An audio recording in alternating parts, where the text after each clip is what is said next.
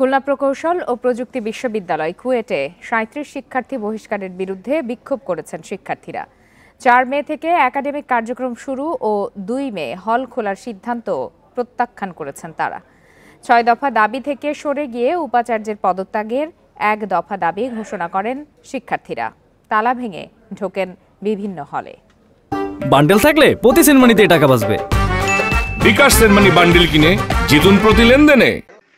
সংঘর্ষের প্রায় ২ মাস পর সোমবার রাতে কুয়েটের সিন্ডিকেট সভায় ৩৭ শিক্ষার্থীকে সাময়িক বহিষ্কারের সিদ্ধান্ত নেওয়া হয়। একই সাথে ৪ মে শিক্ষা কার্যক্রম চালু ও ২রা মে হল খোলার সিদ্ধান্ত নেওয়া হয়। তবে সিন্ডিকেটের সিদ্ধান্তকে প্রহসন বলছে শিক্ষার্থীরা। উপাচার্যের পদত্যাগের ১ দফা দাবিতে ক্যাম্পাসে বিক্ষোভ করে তারা। পরে তালা ভেঙে ৬টি হলে প্রবেশ করে তারা।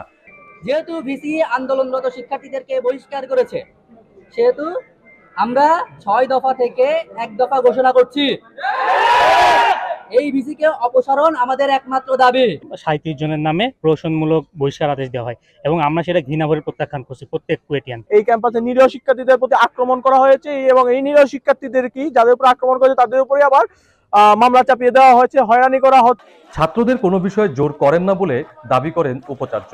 হলের তালা ভাঙার বিষয়টি সিন্ডিকেটকে জানানো হবে বলেও জানান তিনি। এই আন্দোলনের প্রথম থেকেই ছাত্রদেরকে কোনো কিছুতে ফোর্স অ্যাপ্লাই করি না, আমি জোর করি না কোনো কিছু। যে কাজটা বেআইনি হবে আমি জাস্ট সিন্ডিকেটে উপস্থাপন করবো, এখন সিন্ডিকেট যে সিদ্ধান্ত দিবে ওইটুকু আমি এক্সিকিউট করবো, আমি নিজে থেকে কোনো কিছু করতে পারবো না। 18 ফেব্রুয়ারি কুয়েটে শিক্ষার্থীদের দুপক্ষের সংঘর্ষ হয়। ৩ সদস্যের তদন্ত কমিটি গঠন এবং অজ্ঞাত কয়েকশো জনের নামে মামলা করে কুয়েট প্রশাসন। 25 ফেব্রুয়ারি অনির্দিষ্টকালের জন্য ক্যাম্পাস বন্ধ ও হল খালি করার নির্দেশ দেওয়া হয়।